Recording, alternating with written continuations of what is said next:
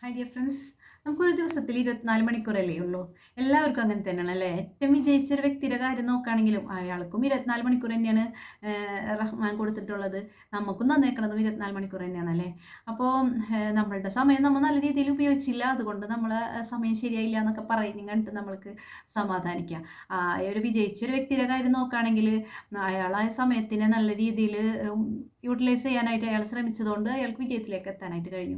നമുക്ക് ഒന്നിനും പറ്റില്ല. നമ്മൾ കുറേ സമയമൊക്കെ വെറുതെ വാട്സപ്പിൽ നോക്കിയിരിക്കും, പിന്നെ യൂട്യൂബിൽ നോക്കിയിരിക്കും, പിന്നെ ആരെങ്കിലുമൊക്കെ ഒന്ന് വെറുതെ ഒന്ന് കോൾ ചെയ്താൽ മതി. അപ്പോൾ അത് വേണമെങ്കിൽ ചിലപ്പോൾ 1 മണിക്കൂറൊക്കെ നീണ്ടു നിൽക്കും ആ കോള് അല്ലേ. ഇപ്പോൾ വെറുതെ ഓരോരുത്തരെ പറ്റി കുറ്റങ്ങൾ പറയുക, ഓരോരുത്തരെ പറ്റി എന്തെങ്കിലുമൊക്കെ പറഞ്ഞ് ചിരിച്ച് കളിച്ചൊക്കെ ആ സമയം ഇങ്ങനെ വെറുതെ കളയും.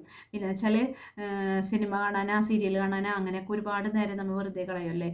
എന്തിനു വേണ്ട, എന്തിനും നമ്മൾ ഈ സമയം ഇങ്ങനെ കളയുമ്പോൾ നമുക്ക് പോയ സമയങ്ങൾ തിരിച്ച് കിട്ടുമോ എന്ന് നമ്മൾ എപ്പോഴെങ്കിലും ചിന്തിച്ചിട്ടുണ്ടാകും. നമ്മളുടെ വിലയേറിയൊരു സമയങ്ങളാണ് ആ പോണതല്ലേ. നമ്മൾ ജീവിതത്തിൻ്റെ ആയുസ്സാണ് ആ കുറഞ്ഞു പോണേന്നുള്ളത് നമ്മൾ ഒട്ടും ചിന്തിക്കുന്നില്ല.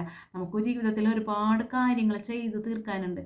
ഒരുപാട് ലക്ഷ്യങ്ങളുള്ള ജീവിതമാണ് അല്ലേ നമ്മളുടെ ജീവിതം. ഒരു ലക്ഷ്യം ഉണ്ടായാൽ മാത്രമേ നമുക്ക് ആ ഒരു സമയത്തിന് നല്ല രീതിയിൽ മുന്നോട്ട് കൊണ്ടുപോകാനായിട്ട് പറ്റുള്ളൂ. ഒരു ലക്ഷ്യമില്ലാത്ത ജീവിതത്തിനാണ് നമുക്ക് ഇങ്ങനെ വെറുതെ ടൈം കളയാം അല്ലേ. നമുക്കൊരു പ്ലാനിങ് ഇല്ല. ഇന്നിപ്പോൾ എന്തെങ്കിലും ചെയ്യണം എന്നുള്ളൊരു പ്ലാനിങ് ഇല്ലെങ്കിൽ നമ്മൾ എപ്പോഴെങ്കിലൊക്കെ എണീറ്റ് എപ്പോഴെങ്കിലൊക്കെ പണി ചെയ്ത് അങ്ങനെയൊക്കെയാണല്ലേ പോകാം.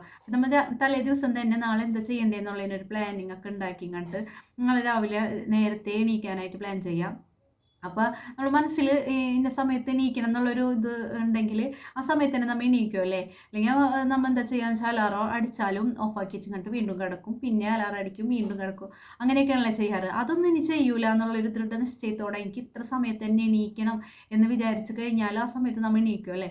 ആ സമയത്ത് അലാറം അടിച്ച് കഴിയുമ്പോൾ തന്നെ എണീറ്റ് നമ്മളുടെ ദിനചര്യകളും പ്രാർത്ഥനകളും ഒക്കെ കഴിഞ്ഞ് നമ്മൾ വീട്ടിലെ കാര്യങ്ങൾ ചെയ്യാനായിട്ട് മുന്നോട്ട് പോകുക എന്നുള്ളതാണ്. അപ്പോൾ ആ കാര്യങ്ങൾ എന്തൊക്കെ ചെയ്യണം എന്നുള്ളത് നമ്മൾ ഇന്നലെ തന്നെ തീരുമാനിച്ച് വെച്ചിട്ടുണ്ടാവും.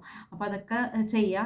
എന്നിട്ട് ചെയ്യുന്നതിൻ്റെ ഇടയിൽ നമുക്ക് ഒരു 5 മിനിറ്റൊക്കെ റെസ്റ്റ് എടുക്കുക. കണ്ടിന്യൂസ് ആയിട്ട് ചെയ്യാതെ 5 മിനിറ്റൊക്കെ റെസ്റ്റ് എടുക്കുക.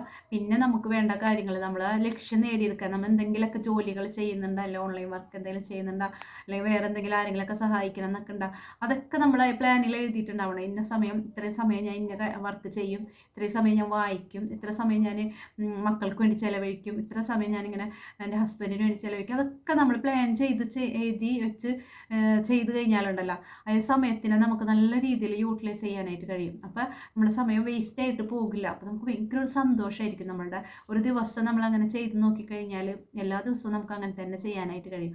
അപ്പോൾ എല്ലാവരും ഇതേപോലെ പ്ലാൻ ചെയ്ത് കണ്ടിട്ട് ടൈമിനെ നല്ല മാനേജ് ചെയ്യാനായിട്ട് പഠിക്കാം.